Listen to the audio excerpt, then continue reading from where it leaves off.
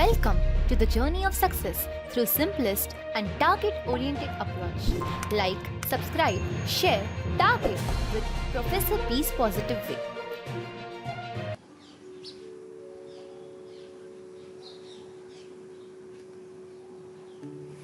नमस्कार विद्यार्थी मित्रो, आज आपण या व्हिडिओमध्ये भारत आणि चीन यामध्ये गलवान व्हॅली त्याचबरोबर सिक्कीम या दोन ठिकाणावरून जो बॉर्डर इश्यू झालेला आहे त्या अंगाने आपण संपूर्ण भारत आणि चीन यामध्ये कोणकोणत्या ठिकाणी बॉर्डर इश्यू आहेत, ऐतिहासिक दृष्ट्या कधी हे इश्यू निर्माण झालेले आहेत, का निर्माण झालेले आहेत, हे आपण या ठिकाणी पाहणार आहोत.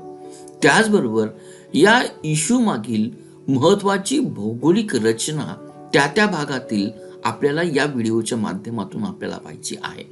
या व्हिडिओचा मुख्य उद्देश आपल्याला LAC, याला लाईन ऑफ ऍक्च्युअल कंट्रोल असं म्हटलं जातं, या LAC मध्ये असणारे विवादात्मक स्पॉट कुठले, त्यांचा भौगोलिक अँगलनी आपल्याला या व्हिडिओच्या माध्यमातून आढावा घ्यायचा आहे. हा व्हिडिओ तुम्हाला आवडल्यानंतर 4 पद्धतीने थँक्यू म्हणू शकाल. एक तर या व्हिडिओला लाईक करून, 2 हा व्हिडिओ आपल्या मित्रपरिवारामध्ये शेअर करून, 3 टार्गेट कॉम्पिटिटिव्ह एक्झाम या चॅनलला सबस्क्राईब करून, आणि 4 या व्हिडिओच्या शेवटी दिलेल्या पेटीएम नंबरवर आपण एक व्हॉलंटरी डोनेटर व्हावं, ही एक इच्छा आणि आकांक्षा, जेणेकरून भविष्यामध्ये मला अनेक व्हिडिओ बनवता येतील. Let's target competitive exam with professor बीज पॉझिटिव्ह वे. सर्वात प्रथम 1962 नंतर भारत आणि चीन यामध्ये प्रत्यक्ष युद्धाची परिस्थिती कधी निर्माण झाली नाही.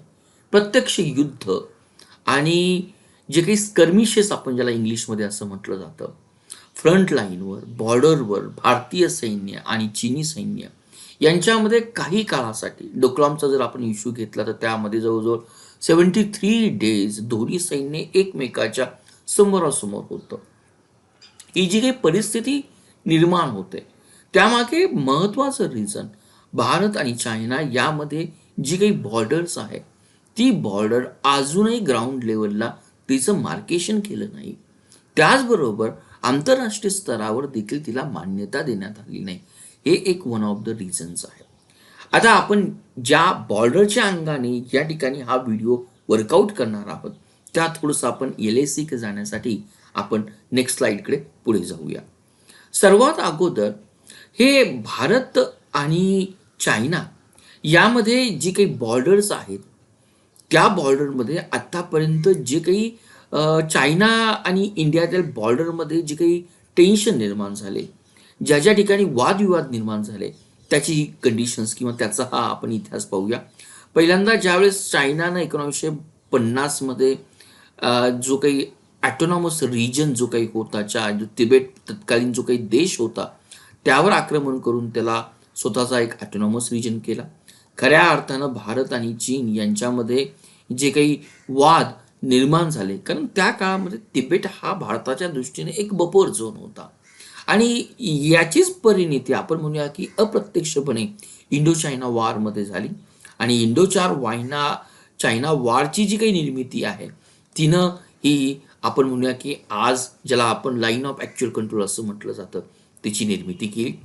नंतर आपल्याला या इंडो चायना वॉर नंतर अनेक ठिकाणी, वेगवेगळ्या ठिकाणी आपण ऑलमोस्ट जर पाहिले अशी आपण 23 ठिकाणं या व्हिडिओच्या माध्यमातून पाहणार आहोत, ज्या ठिकाणी 1962 नंतर तर 2020 पर्यंत अशा टेम्पररी आपण म्हणूया की स्टँड ऑफ म्हणा किंवा स्कर्मिशेस आपल्याला दिसून येतात. त्यातील हा 1967चा एक इश्यू जो आहे जो सिक्कीम बॉर्डरवर आपल्याला दिसून येतो. यामध्ये ऑलमोस्ट जर पाहिलं तर 200 इंडियन सैनिक आणि 300 चायनीज सैनिक डेड झाले होते.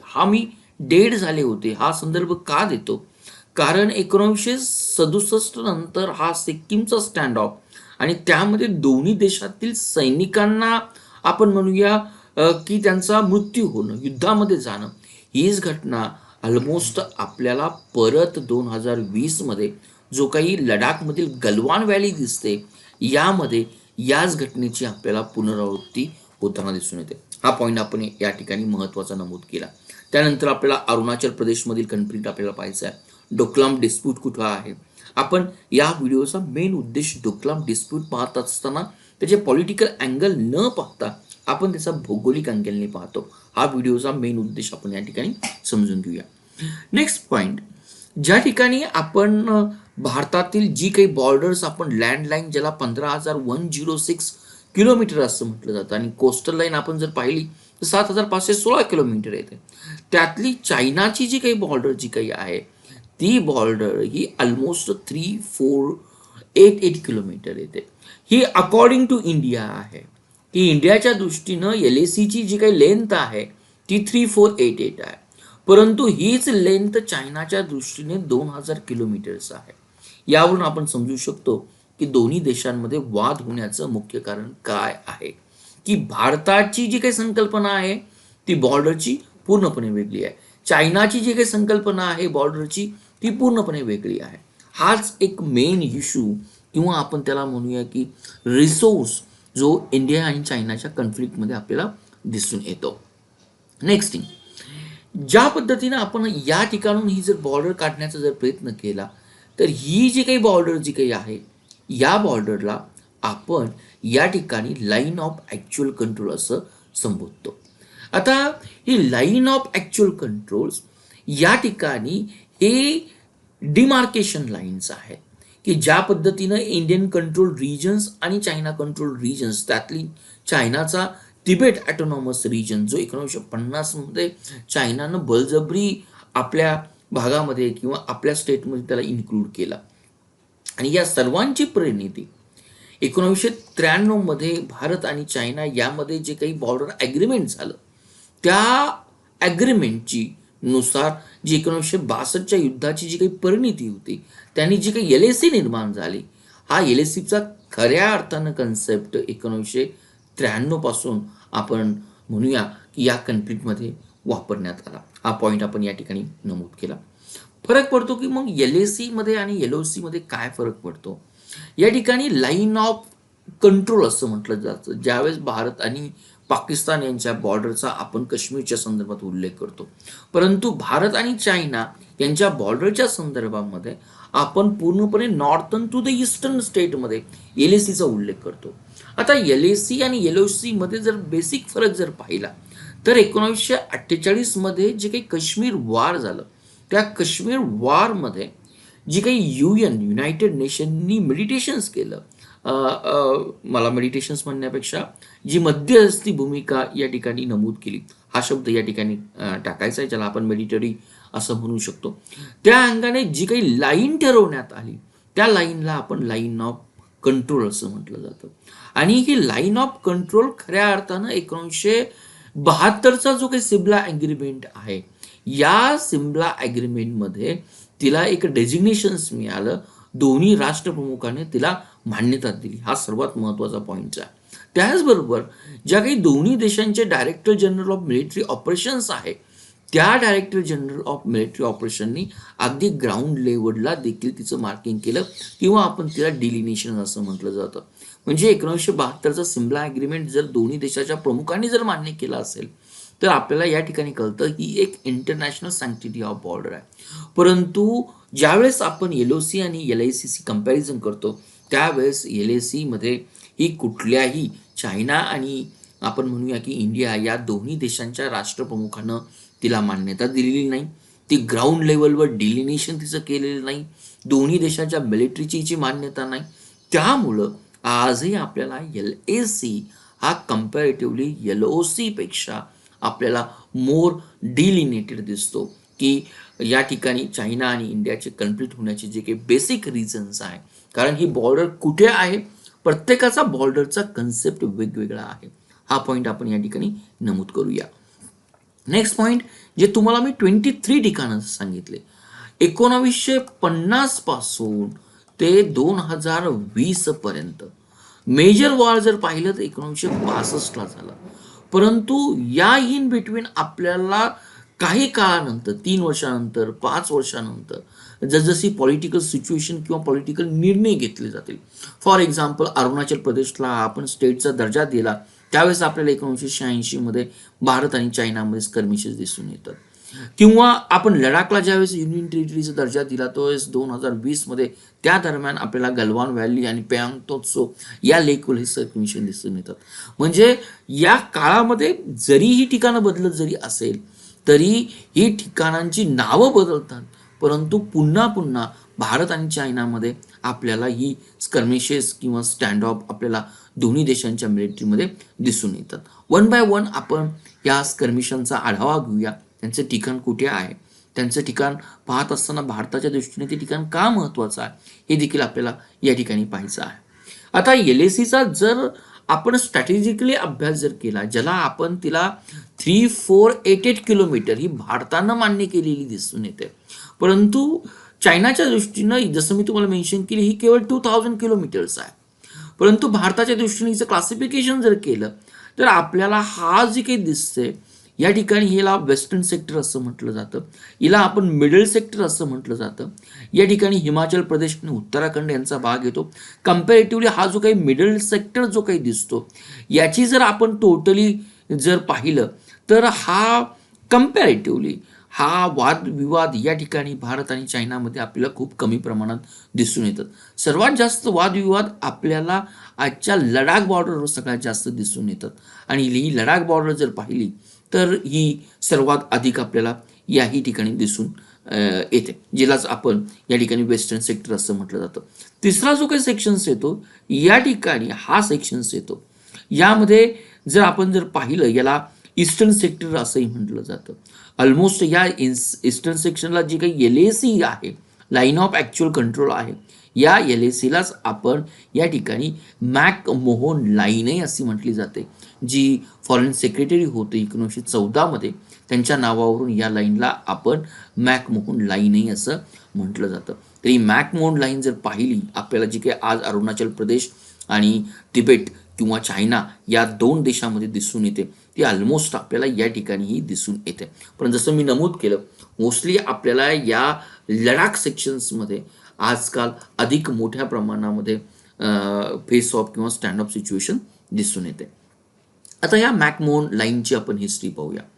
मॅकमोहन लाईन जी मी तुम्हाला मेन्शन्स केली 1914मध्ये जे काही सिमला कन्व्हेन्शन झालं, तर या सिमला कन्व्हेन्शनमध्ये कोणाचा सहभाग होता, तर सिमला कन्व्हेन्शनमध्ये त्यावेळेस तत्कालीन ब्रिटिश एम्पायरच्या वतीनं ज्यांनी रिप्रेझेंटेशन केलं ते तत्कालीन जे काही फॉरेन सेक्रेटरी होते हेनरी मॅकमोहन होते.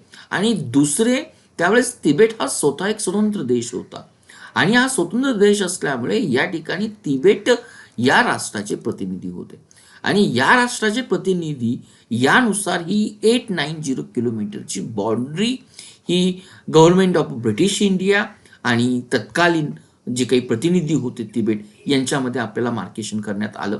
हे महत्त्वाचं पॉईंट आपण समजून घेऊया. परंतु चायना आज या गोष्टीला किंवा मॅकमोहन लाईनला मान्य करत नाही, कारण त्यांच्या म्हणण्यानुसार की चायना या ॲग्रीमेंटमध्ये सहभागी होत नव्हता किंवा सहभागी नव्हता. परंतु एक गोष्ट आपण या ठिकाणी लक्षात घेतली पाहिजे की 1914मध्ये तिबेट हा एक स्वतंत्र देश होता. 1950मध्ये चायनानं त्याला मिलिटरीच्या जोरावर आपल्यामध्ये ऑक्युपाईड केलं. ही फॅक्ट देखील आपण या ठिकाणी विसरून चालत नाही. आता मॅकमोहन लाईन ही जी काही आपल्याला या भागामध्ये दिसते, मॅकमोहन लाईन जसं मी मेन्शन केलं, आज अरुणाचल प्रदेशचा संपूर्ण भाग हा या ठिकाणी येतो. परंतु या ठिकाणी चायना हा जो काही प्रदेश जो काही आहे याला चायना प्रत्येक वेळेस स्वतःचा भाग असं नमूद करतं आणि अकॉर्डिंग टू चायना हा प्रदेश म्हणजेच त्यांचा साऊथ तिबेटचा भाग आहे हे आपल्याला नमूद होताना दिसून येतं. ही एक गोष्ट आपण या ठिकाणी समजून घेऊया. जरी मॅकमोहन लाईन आपल्याला सिमला कन्व्हेन्शननुसार मान्य झाली असेल, जी आज भारताला मान्य आहे, परंतु ती चायना या देशाला मान्य नाही. 1914मध्ये ही जरी लाईन मार्केशन करण्यात आलं असेल तर खऱ्या अर्थानं 1967ला जेव्हा ती ब्रिटिश डॉक्युमेंटमध्ये पब्लिक करण्यात आली तेव्हापासून चायनानं या लाईनवर आपण म्हणूया की एक प्रोटेक्स्ट सादर केलेला.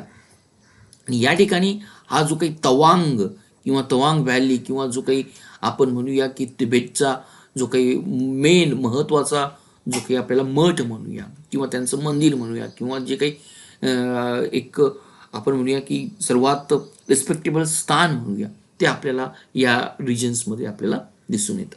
ही आपण मॅकमोहन लाईनची थोडक्यात आपण हिस्ट्री पाहून घेतली. नंतर 2020 मध्ये खऱ्या अर्थानं जो काही आपल्याला कन्फ्लिक्ट दिसून येतो, पहिला कन्फ्लिक्ट जो काही आहे तो वेस्टर्न LAC मध्ये. वेस्टर्न LAC मध्ये हे पँगॉंग लेक आहे. ते कुठे पडतं हे आपण पाहून घेऊया. ऑलमोस्ट याचा जर पाहिला 2/3 भाग हा या ठिकाणचा भाग जर पाहिला तर हा या ठिकाणचा भाग चायनामध्ये पडतो. ऑलमोस्ट 1/3 भाग हा इंडियन ॲडमिनिस्ट्रेटिव्ह लडाख या युनियन टेरिटरीमध्ये होतो. आणि दुसरंही या ठिकाणी आपण गलवान व्हॅल्यू हा विषू पाहणार आहोत की गलवान व्हॅल्यूमध्ये जे काही स्कर्मिशेस झाले यामध्ये भारताचे जवळजवळ ऑलमोस्ट 23 ते 24 इंडियन सैनिक या ठिकाणी मारण्यात आले. ही एक 1967 नंतर आपल्याला पहिली गोष्ट अशी दिसते की ज्या ठिकाणी दोन्ही देशांच्या सैनिकांना या ठिकाणी आपण म्हणूया की या कन्फ्लिक्टच्या दरम्यान आपले जीव गमवावे लागले. आणि नेक्स्ट स्कर्मिशेस आपल्याला या वर्षी मे 2020 मधून दिसून येतात ते नकुला या ठिकाणी जे काही आज आपलं LACचं ईस्टर्न सेक्शन्समधील ही एक नकुला पास आहे या ठिकाणी दिसून येतं. याचीच आपण भौगोलिक परिस्थिती आपण पहिल्यांदा पाहून घेऊया. पहिल्यांदा आपण जातोय की सिक्कीम कन्फ्लिक्टला 2020 मध्ये या ठिकाणी आपल्याला हे समजणं गरजेचं आहे की आपल्याला या 2 पास भेटतात. एक नथुला पास एक भेटते आणि आपल्याला दुसरी जी काही पास भेटते याच्या खाली आपण सिपकीला पास असं म्हटलं जातं. मेन दोन्ही पास ला या शब्दाचाच अर्थ तिबेटी भाषेमध्ये आपण त्याला पास असं म्हटलं जातं. म्हणजे या ठिकाणी गंगटोक टू द लासा यांना जोडणारं किंवा भारताच्या दृष्टीने गंगटोक टू दी आपण ज्याला म्हणूया की मानस सरोवरची जी काही यात्रा आहे त्यासाठी हा एक पास किंवा खिंड आपल्याला या ठिकाणी दिसून येते. ज्या ठिकाणी नथुला पास आहे, झलेपला पास आहे, ती जॉईन केली जाते सिक्कीम या भारताच्या राज्याला टू चुंबी व्हॅली या रिजनला. परंतु सिक्कीम कन्फ्लिक्ट ज्या ठिकाणी झालं त्या ठिकाणाला एक नकुला सेक्टर्स असं म्हटलं जातं किंवा नकुला पास म्हटलं जातं. लोकेशन जर पाहिलं या नकुला पास या ठिकाणी खऱ्या अर्थानं जी काही तिस्ता रिव्हर्स आपल्याला दिसते तिचं ओरिजिन आपल्याला या ठिकाणी दिसून येतं. त्यामुळं नकुला पास, नथुला पास, झेलेपला पास हे आपल्या दृष्टीनं परीक्षेच्या दृष्टीने महत्त्वाचे प्रश्न असतील की नक्की या पास कुठे आहेत, हिमाचल प्रदेशमध्ये आहेत किंवा उत्तराखंडमध्ये आहेत. हा जो काही कन्फ्युजन पार्ट असतो तो आपल्याला या व्हिडिओच्या माध्यमातून कम्प्लीट करायचा आहे. नेक्स्ट आपल्याला जे काही मी नथुला पास विषयी तुम्हाला नमूद केलं की या पद्धतीने ही नथुला पास आपल्याला दिसून येते. कम्पॅरेटिव्हली भारतातील जे काही आपण म्हणूया की मानस सरोवर किंवा कैलास माउंटन जो काही आहे या ठिकाणी आध्यात्मिकदृष्ट्या या दोन्ही प्लेसेसला खूप महत्त्व आहे. परंतु जसं मे 2020 मध्ये हा कन्फ्लिक्ट रेज झाला नकुला पासमध्ये त्याच अंगाने हा पास जो काही दिसतोय आपल्याला चायनाकडून जात असल्यामुळे चायनानं या ठिकाणी याला फोर्टिफिकेशन्स केलं आणि हा पास पूर्णपणे बंद केलेला आपल्याला दिसून येतो. नेक्स्ट पॉइंट आपण या ठिकाणी पँग सो लेक असं म्हटलं जातं. सो या शब्दाचाच अर्थ लेक असं म्हटलं जातं. आज याचं आपण जर लोकेशन जर पाहिलं तर आपल्याला हा पूर्णपणे लेक अशा पद्धतीने दिसून येतो. या लेकच्या खाली जी काही चुशील व्हॅली आहे जी 1962 मध्ये चायनानं या व्हॅलीचा वापर करून इंडियावर अग्रेसिव्ह पॉलिसी किंवा ऑफेन्सिव्ह पॉलिसी या ठिकाणी आपण म्हणूया की लॉन्च केली होती. ऑलमोस्ट हा एक 150 किलोमीटरचा आपल्याला 150 काही ठिकाणी आपल्याला 160 किलोमीटरची याची एक्सटेन्शन दिसतंय फ्रॉम वेस्ट टू ईस्ट. आणि याची जर आपण हाईट जर पाहिली तर हा एक 4350 किलोमीटर ऑलमोस्ट 5000 मीटर या आपल्या हाईटला दिसून येतो आणि जगातील याला हायेस्ट साल्ट वॉटर लेक असं म्हटलं जातं.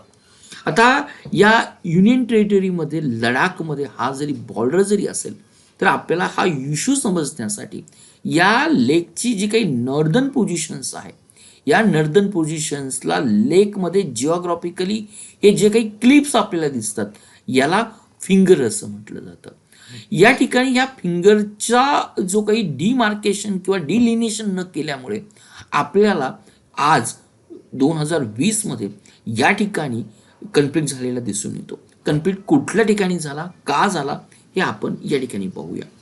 या ठिकाणी हे जे काही फिंगर्स मी तुम्हाला क्लिप माध्यम जे काही सांगितलं की ऑलमोस्ट भारताची जी काही सैनिकांची चौकी जी काही आहे, बेस चौकी जी काही आहे, ती आपली या ठिकाणी दिसून येते. म्हणजे फिजिकली भारत या रिजन्समध्ये पूर्णपणे पॅट्रोलिंग करत असतो. परंतु 2020 पूर्वी भारताची जी काही पॅट्रोलिंग जी काही होती ऑलमोस्ट आपल्याला या F8 पॉईंटपर्यंत दिसते. आणि चायनाची जी काही बेस आहे, सैनिकांची तुकडी जी काही आहे, आपल्याला या ठिकाणी दिसून येते. भारताच्या दृष्टीनं LAC जी काही आहे ती या ठिकाणी जाते, परंतु चायनाच्या दृष्टीने LAC जी काही आहे ती F2 पॉईंटपर्यंत आहे. आणि यावर्षी जो काही कन्फ्लिक्ट होण्याला जे काही रिझन झालं, तर या चायनाने या ठिकाणी भारताची जी काही पॅट्रोलिंगचं आहे ही पॅट्रोलिंग यापासून या ठिकाणी करणं पूर्णपणे डिसअलाउड केलं किंवा त्याला अलाउड केलं नाही. म्हणून हा आपल्याला पँगसॉ हा इश्यू आपल्याला दिसून येतो. मे बी येणाऱ्या काळामध्ये हा इश्यू किंवा जी काही आज स्टँड ऑफ कंडिशन्स दिसते मे बी सॉल्व्ह होऊन जाईल. त्या दृष्टीनं दोन्ही देशांची मिलिटरी आणि बरोबर ॲज पॉलिटिकली किंवा डिप्लोमॅटिकली एक आपण म्हणूया की बैठका चालू आहे. होप फॉर द बेस्ट आपण असं या ठिकाणी समजून घेऊया. परंतु परीक्षेच्या दृष्टीनं आपल्याला F1 म्हणजे काय आहे हे माहीत असणं गरजेचं आहे. F1 यालाच आपण फिंगर पॉईंट असं म्हटलं जातं. फिंगर पॉईंट ह्या क्लिप्स आहेत नर्दर्न पोर्शन्सला, आणि या नर्दर्न पोर्शनला दोन्ही देशांची जो काही क्लेम्स आहे, भारताचा क्लेम हा F8 पर्यंत आहे, तोपर्यंत चायनाचा क्लेम्स आपल्याला F8 पर्यंत आपल्याला दिसून येतो. नेक्स्ट पॉईंट, हा जो आपण अक्साई चीनचा जो काही पोर्शन जो काही पाहिला 1962 मध्ये ऑलमोस्ट नियर टू एक 38,000 किलोमीटरचा स्क्वेअर किलोमीटरचा पोर्शन हा चायनानं आज त्याच्या अंडर सिजेशनला आहे. चायनाचं जो काही या ठिकाणी आपल्याला जिनियांग किंवा जिंजिंग पॉट दिसून येतो त्या प्रोव्हिजनचा हा आज त्या ठिकाणी पार्ट आहे. तर यावर जे काही इश्यूज आहे 1865 मध्ये या ठिकाणी जी काही जॉन्सन्स लाईन आहे या लाईननी हा अक्साई चीनचा पोर्शन तत्कालीन जम्मू काश्मीरमध्ये दाखवला होता. परंतु जी काही मॅकडोनल्ड लाईन आहे या मॅकडोनल्ड लाईनने हा जो काही अक्साई चीनचा पोर्शन्स आहे त्याला जिनजियांग या प्रोव्हिजन्समध्ये दाखवला होता.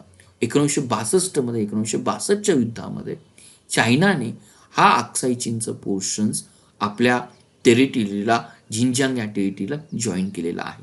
हा मुद्दा आपण या ठिकाणी लक्षात घेऊया. त्याचबरोबर 1963च्या चायना आणि पाकिस्तानच्या जी काही ॲग्रीमेंट झाली या ॲग्रीमेंटनुसार हा पॅक ऑक्युपाईड जो काही पोर्शन्स आहे हाही पोर्शन्स इलिगली पाकिस्तानने या झिंजियांग या प्रोव्हिजन्सला जॉईन केलेला आहे. हाही आपण संबंध या ठिकाणी पाहून घेऊया. या ठिकाणी आपल्याला सियाचिन ग्लेशियर्स दिसतंय. या सियाचिन ग्लेशियरचा काय अभ्यास करणं गरजेचं आहे तेही आपण पाहूया. ज्या ठिकाणी जरी भारत आणि पाकिस्तान यामधील हा इश्यू असेल, पूर्णपणे सियाचिन ग्लेशियरला पाकिस्तानने आपल्या साईडला क्लेम केलं जरी असेल तरी भारताच्या दृष्टीनं लेह टू काराकोरम पास या ठिकाणी जे काही काराकोरम पास येते यातील जो काही सध्या भारतानं या ठिकाणी जो काही मोटरेबल रोड बांधलेला आहे त्यालाच एक ऑब्जेक्शन्स म्हणून आपल्याला गलवान व्हॅली प्रोटेस्ट या ठिकाणी मोठ्या प्रमाणात दिसून येतं. नेक्स्ट पॉईंट, ज्या सियाचिनकडे आलो, जो काही आपण मागच्या स्लाइड्समध्ये जर पाहिला तर हा जो काही पॉईंट जो पाहिला ज्याला आपण NJ 9428 असं म्हटलं जातं. आता NJ 9842 या पॉईंटचं महत्त्व का? कारण इथपर्यंत 1972च्या सिमला ॲग्रीमेंटनुसार LOCची border demarcation and delineation ground लेवलला झालेलं आहे. त्याचे मॅप आपल्याकडे सादर आहे. परंतु हा जो काही NJ पॉईंट आहे याच्या पलीकडे जे काही आहे 1984 मध्ये भारतानं जे काही मेघदूत ऑपरेशन लॉन्च केलं होतं. सियाचिनचं ग्लासियर जर पाहिलं याचं टेम्परेचर हे sometimes it is go below the 18 degree Celsius असं. त्यामुळं सियाचिनला जगातील सर्वात हायेस्ट बॅटलफील्ड असं म्हटलं जातं. आणि सियाचिन काय आहे, हे 80 किलोमीटर लॉंग असणारी एक आपण त्याला हिमनदी किंवा आपण त्याला ग्लॅसियर असं म्हटलं जातं. आता या ठिकाणी महत्त्व काय आहे, जसं मी मेन्शन केलं, ही जी काही काराकोरम पास आपल्याला दिसते तर भारतानं या ठिकाणी जो काही मोटरेबल रोड बांधलेला आहे दौलत बेग ओल्डीपर्यंत, की या दौलत बेग ओल्डीला की चायना या राष्ट्रानं या ठिकाणी ऑब्जेक्शन घेण्याचा प्रयत्न केलेला. आणि अजून महत्त्वाचं, 1984 नंतरच्या मेघदूत ऑपरेशन नंतर प्रथमच आपण म्हणूया की 2020 मध्ये भारतानं सियाचीन या टेरिटरीला पर्यटकांसाठी ओपन केलेलं आहे. ही सर्वात महत्त्वाची गोष्ट आहे, कारण 1984 पर्यंत या टेरिटरीमध्ये केवळ भारतीय सैनिकांचंच अस्तित्व होतं. आम आदमीला किंवा सिव्हिल लोकांना या ठिकाणी अलाउड केलं नव्हतं. परंतु सियाचीन याला या वर्षीपासून गव्हर्नमेंट ऑफ इंडियानं एक टुरिस्टसाठी ओपन केलेले आहे. मे बी स्केटिंग असेल, मे बी आपण म्हणूया की इतर ज्या काही बर्फाच्या ॲक्टिव्हिटीज असेल किंवा सियाचीन ग्लेशियर जे काही ॲडव्हेंचर टुरिस्ट आहे त्यासाठी ओपन केलेला आहे. म्हणून हा पिक्चर्समध्ये आपल्याला या ठिकाणी दिसून येतो. जसं मी मेन्शन्स केलं, एक 70 to 80 किलोमीटर सियाचीन ही एक ग्लॅशियर्स आहे. या ठिकाणी -80°C पण टेम्परेचर आपल्याला डाऊन होताना दिसतं. आणि आज पाकिस्तानच्या दृष्टीनं पाकिस्तानी सियाचीन ग्लेशियर्स हा आमचा भाग आहे अशा पद्धतीने आपल्याला क्लेम केलेलं दिसतं. आणि भारताच्या दृष्टीनं हा सियाचीन ग्लेशियर्स सर्वात महत्त्वाचा स्ट्रॅटेजिक पॉईंट आहे. कारण आज हा जो काही POK जो काही आहे आणि अक्साई जो काही चीनचा भाग दिसतो, यामध्ये जे काही डायरेक्ट कॉन्टॅक्ट जे होणं गरजेचं होतं, या ठिकाणी भारतानं सियाचीन ग्लॅशियरला ॲक्युपाईड करून हा पॉईंट आपण म्हणूया की भारतावर जे काही प्रेशराईज झालं असतं ती कंडिशन या ठिकाणी अतिशय मेघदूत ऑपरेशनच्याद्वारे आपण जो काही पॉईंट आपण एक्सपेक्टेड्स होता तो आपण या ठिकाणी अचीव करण्यामध्ये आपल्याला सक्सेस मिळालेला आहे. दुसरी गोष्ट की या सियाचीन ग्लेशियरच्या संदर्भात जो आपण म्हटलं जातो की याला थर्ड पोल असं म्हटलं जातं. हा जो काही थर्ड पोल का म्हटलं जातो, कारण आपल्याकडे आर्टिक एक नॉर्थ पोल आहे, एक साऊथ पोल आहे आणि थर्ड पोल. याचा अर्थ या ठिकाणी जे काही नॉन पोलर ग्लॅशियर्स आहे त्यातील ही जी काही सियाचीन ग्लॅशियर्स आहे ही आपल्याला महत्त्वाची दिसून येते. म्हणून काराकोरम पासपर्यंत लेहपासून जाण्यासाठी आपल्याला हा हायवे सर्वात महत्त्वाचा पडतो. त्या हायवेचं नाव काय, तर आपण त्याला दारबुक शोक या ठिकाणी दौलत बेग ऑल्डी रोड असं म्हणूया. हायवे म्हणता येणार नाही, कारण हे दौलत बेग ऑल्डी जर आपल्याला हे ठिकाण जर पाहिलं तर अगदी आपल्याला एक सबसेक्टर नॉर्थमध्ये दिसतं, ज्याला मिलिटरी भाषेमध्ये अगदी टोकाकडचं टोक असं म्हटलं जातं. तर या दौलत बेग ऑल्डीला या ठिकाणापासून ही जे काही दारबग दिसतंय, तर हा एक 255 किलोमीटरचा रोड BRO, ज्याला आपण बॉर्डर रोड ऑर्गनायझेशननी म्हटलं, या ठिकाणी आपल्याला हा बांधलेला दिसतो. आणि दौलत बेग ऑल्डीचं ठिकाण काय, त्या ठिकाणी जर आपल्याला सैन्यांना जर उतरवायचं असेल, जर लॉजिस्टिक सपोर्ट जर करायचा असेल, तर या ठिकाणी जे काही ॲडव्हान्स लँडिंग ग्राउंड्स आहे केवळ विमानाच्या मार्फतच आत्तापर्यंत शक्य होतं. परंतु हा जो काही रोडला आपण सुरुवात केली होती सन 2000 मध्ये, परंतु आज आपण हा 2020 मध्ये आपण हा रोड कंप्लीट केलेला आहे. केवळ ॲडव्हान्स लँडिंग ग्राउंडच्या पलीकडे आज आपण मोटरेबल किंवा रोडच्या मार्फत देखील लॉजिस्टिक सपोर्ट सैनिकांना फ्रंट लाईनवर करू शकतो. आणि या रोडलाच जे काही आपल्याला ऑब्जेक्शन दिसतंय आणि या रोडला ऑब्जेक्शन घेण्याच्या निमित्तानं प्रथमच आपल्याला गलवान व्हॅलीजमध्ये हा कन्फ्लिक्ट दिसून येतो. म्हणजे गलवान व्हॅलीचं लोकेशन्स कुठं आहे हे आपल्याला समजलं पाहिजे. आणि हा जो काही दारबुक शोक दौलत बेग ऑल्डी रोड आपल्याला दिसून येतोय, हा शोक रिव्हरवरून पास होताना दिसतोय. प्रश्न पडेल की 2000 पासून 2020 पर्यंत आपल्याला एवढा वेळ का लागला, तर बेसिक रिझन्स ही जी काही शोक रिव्हर्स होती याच्यावर जो काही ऑलमोस्ट 430 मीटरचा जो काही पूल होता, प्रत्येक वेळेस फ्लडिंगमध्ये हा वाहून जात होता.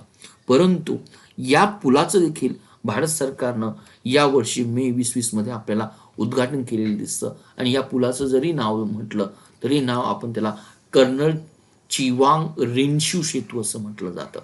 म्हणून आपल्याला ऑलमोस्ट मोर दॅन 20 इयर्स आपल्याला हे रोड बनवण्यासाठी लागले. आणि हा ज्या सायंटिफिक कन्सेप्टवर बनवलेला आहे त्या सायंटिफिक कन्सेप्टला आपण मायक्रो पिलिंग असं म्हटलं जातं. म्हणजे लेह टू दौलत बेग ऑल्डी यांना जोडण्यासाठी हा पूल आपला कर्नल चिवांग रिन्चन सेतू महत्त्वाचा आपल्याला ठरू शकेल. आणि आता नेक्स्ट गोष्ट की आपल्याला ज्या ठिकाणी 3 पॉईंट आपण पाहिले, की एक आपल्याला पेयांगॉंग लेक दिसतोय यावर्षी, कन्फ्लिक्ट झालेला दुसरा पॉईंट दिसतोय, हॉट स्प्रिंग दिसतोय, आणि तिसरा जो काही पॉईंट दिसणार आहे तो आपल्याला गलवान व्हॅली दिसते. आता गलवान व्हॅलीचं महत्त्व काय, ती कशा पद्धतीने आहे, ही आपण या ठिकाणी महत्त्व पाहून घेऊया. गलवान व्हॅलीचं जर आपण या ठिकाणी जर पाहिलं तर या ठिकाणी ही गलवान व्हॅली आपल्याला वेस्ट टू ईस्ट यामध्ये दिसते. आणि ही व्हॅली जी काही आहे, तिची जी काही ही बॉर्डर आपल्याला दिसते, वेस्टर्न साईडची बॉर्डर आपल्याला दिसते, त्यामध्ये गलवान रिव्हर्स आपल्याला दिसून येते. आणि या व्हॅलीचं महत्त्व या दृष्टीनं आहे की चायनाचा जो काही रोड या ठिकाणी आपल्याला जातो, की लासा टू जिंजियांग प्रोव्हिन्सेस, हा रोड देखील आपल्याला या व्हॅल्यूच्या ऑलमोस्ट व्हेरी नियर टू दिसून येतो. हे त्यामुळे गलवान व्हॅलीमध्ये क्लॅश होण्याचं one of the biggest reasons आपल्याला दिसून येतं. दुसरी गोष्ट, या पॉईंटचं जर लोकेशन जर पाहिलं तर चायना कंट्रोल किंवा चायना ॲडमिनिस्टर अक्साई चीन या भागामध्ये ही जी काही गलवान व्हॅली जी काही दिसते आपल्याला डिव्हाइड झालेली दिसते.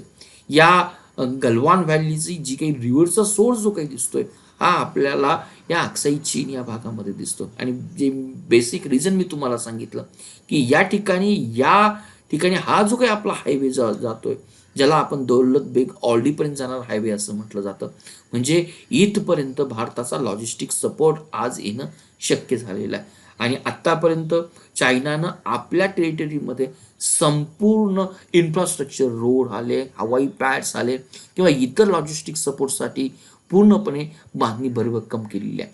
परंतु येणाऱ्या काळामध्ये भारतानं LACवर किंवा LACच्या आतमध्ये जे काही इन्फ्रास्ट्रक्चरला जे काही महत्त्व दिलेलं आहे, चायनाच्या दृष्टीने हा सर्वात बिगेस्ट कन्सर्न आपल्याला दिसून येतो. आणि यावर्षी आपण लडाखला जो काही युनियन टेरिटरीचा दर्जा दिला, ती देखील चायनाच्या दृष्टीने एक बिगेस्ट कन्सर्न आहे. त्यामुळे गलवान व्हॅली, हॉट स्प्रिंग, पॉंगसो यासारख्या घटना होण्यामागे ही एक पॉलिटिकल डिसिजन किंवा स्ट्रॅटेजिकल डिसिजन ही महत्त्वाची ठरू शकते किंवा त्या अँगलने देखील आपण पाहणं गरजेचं आहे. आणि आता जे काही आपण हिस्टॉरिकल आपण कन्फ्लिक्ट जे पाहणार आहोत, त्यातलं 1962चं जो भारताच्या दृष्टीने अगदी नामुष्कीचा क्षण होता, ज्या ठिकाणी आपल्याला प्रथमच चायनाकडून हार खावी लागली. आणि या ठिकाणी हा अक्साई चीनचा पोर्शन्स आहे, डेमचुंगचा पोर्शन आहे, हा चायनानं इलिगली ऑक्युपाईड केला. या दोन्ही पोर्शनला जॉन्सन लाईनच्या नुसार जम्मू काश्मीरमध्ये दाखवण्यात आलं होतं आणि आजही ही लाईन इंडिया मान्य करते. आणि नोव्हेंबर 1962 इंटरनॅशनल प्रेशर म्हणा किंवा इतर कारणामुळे म्हणा की चायनाची जी काही पीपल लिबरेशन आर्मी आहे, त्यांनी ज्या पॉईंटवर रिट्रीट केली तो पॉईंट हा होता. याच पॉईंटला आज आपण LAC असं म्हटलं जातं. म्हणजे 1962च्या युद्धाची परिणिती LAC निर्माण करण्यात झाली, हा पॉईंट आपण या ठिकाणी नमूद करूया. आणि जसं मी मेन्शन केलं की 2020 मध्ये गलवान व्हॅलीमध्ये जे काही स्कर्मिशेस झाले, त्याच्यापूर्वीचे स्कर्मिशेस आपल्याला या जो 1967चा सिक्कीम जो पोर्शन्स होता, 1967 मध्ये सिक्कीम हे भारताचं राज्य नव्हतं, भारताचं फुल्ली स्टेटहुड त्याला 1975 मध्ये मिळालं. आणि त्यावेळेस सिक्कीम एक किंगडम्स होतं, परंतु त्याला आपण प्रोटेक्टरेट ऑफ इंडिया असं म्हटलं जात होतं, की भारताच्या संरक्षणाखाली किंगडम्स होतं. आणि 1969 मध्ये आपल्याला ही नथुला आणि चोला पासेस या ठिकाणी आपल्याला दिसून येतात. ही नथुला पास दिसते आणि चोला पासेस दिसते. या ठिकाणी फर्स्ट टाइम आपल्याला दोन्ही सैन्यांमध्ये 1962च्या युद्धानंतर आपल्याला इथे कन्फ्लिक्ट झालेला दिसून येतो.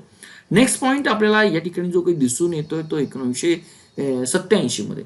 या ठिकाणी ही समजणं गरजेचं आहे की 1986 मध्ये ज्या ठिकाणी अरुणाचल प्रदेशला भारत सरकारनं स्टेटहुडचा दर्जा दिला, हा स्टेटहुडचा दर्जा दिल्यानंतर प्रथमच 1962 नंतर 1987 मध्ये ही आपल्याला सिमडोरांगचू व्हॅली जी काही आहे, या ठिकाणी चायनानं स्वतःचं हेलिपॅड बांधण्यासाठी कन्स्ट्रक्शन चालू केलं. त्याला भारतीय इंडियन फौजेनं किंवा भारत सरकारनं, भारतीय मिलिटरीनं ऑब्जेक्शन घेतलं. परंतु लेटर ऑन दोन्ही सैन्यांनी परत आपल्या पोझिशनवर जाऊन हा वाद या ठिकाणी मिटवला.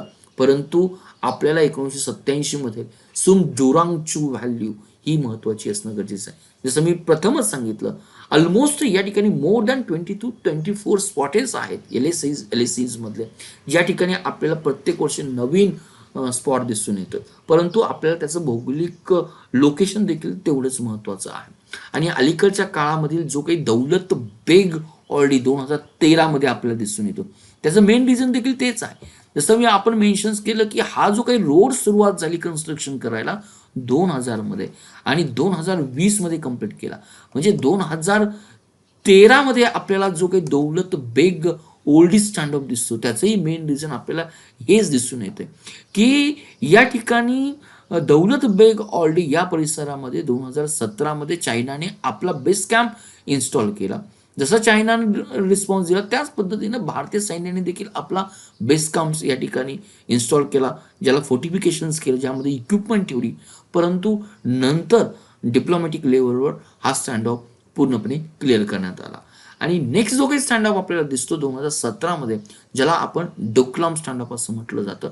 डोकलाम हा जो काही भाग जो काही आहे आपल्याला या ठिकाणी ट्राय जंक्शन्सवर दिसून येतो, ज्यामध्ये भारत आहे, ज्यामध्ये भूतान आहे आणि ज्यामध्ये आपल्याला चायनाचा पार्ट दिसून येतो. अगदी नथुला पासच्या बेस्ट साईडला या रिजनचं महत्त्व जर पाहिलं तर भारताची जी काही चिकन नेक आहे किंवा ज्याला आपण सिलगुडी कॉरिडॉर असं म्हटलं जातं, भारताच्या मेन लँडला नॉर्थ ईस्टर्न पोर्शनशी फिजिकली जोडण्यासाठी हा पोर्शन नियर टू 100 किलोमीटर रेंजवर आहे.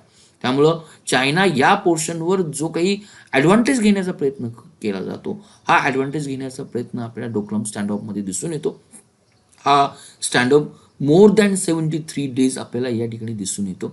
या ठिकाणी आपण जर पाहिलं, या ठिकाणी हे जे काही डोकलाम आपल्याला पठार दिसून येतं, या पठारावर जो आज भूतानच्या भागामध्ये आहे आणि भूतान आणि भारत यांचं जे काही मिलिटरी अलायन्स आहे की या ठिकाणी चायनाने जे काही रोड कन्स्ट्रक्शन करायला जी काही सुरुवात केली होती, त्याला पहिल्यांदा भूतान या देशाने ऑब्जेक्शन घेतलं आणि भूतान याचं संरक्षण करणं हा भारताचा आपण म्हणूया की स्ट्रॅटेजिक पॉईंट किंवा कराराचा भाग असल्यामुळे भारतानं देखील चायनाच्या कन्स्ट्रक्शन ॲक्टिव्हिटीला या ठिकाणी आपल्याला ऑब्जेक्शन घेतलेलं दिसून येतं. त्यातूनच हा डोकलाम स्टँड ऑफ आपल्याला या ठिकाणी दिसून येतो. थोडक्यात डोकलाम या ट्रायजंक्शनचं महत्त्व हे इतर जे काही आपण भौगोलिक नकाशे जर पाहिले तर आपल्याला अतिशय दिसून येतं. आणि हा इश्यू मिलिटरी स्केलवर, त्याचबरोबर डिप्लोमॅटिकली, त्याचबरोबर पॉलिटिकली त्याला अधिक स्ट्रेस न करता 73 दिवसामध्ये आपल्याला हा इश्यू सॉल्व्ह झालेला दिसून येतो. विद्यार्थी मित्र हो, या व्हिडिओच्या माध्यमातून आपण या ठिकाणी हे पाहण्याचा प्रयत्न केला आहे की भारत चीनमध्ये 1950 पासून 2020 या 70 वर्षाच्या काळामध्ये कुठे कुठे स्टँड ऑफ निर्माण झाले, कशा पद्धतीने कुठल्या भौगोलिक ठिकाणी स्टँड आउट निर्माण झाले, हे आपण या व्हिडिओच्या माध्यमातून पाहण्याचा प्रयत्न करत आहोत. या ठिकाणी आपण त्याची पार्श्वभूमी पाहत असताना भौगोलिक ठिकाण कुठे आहे, काय आहे, हा आपला पाहण्याचा मुख्य उद्देश होता. For watching Target with Professor Peace Positive Way, we request you to be a voluntary donator to become our prime and pride motivator.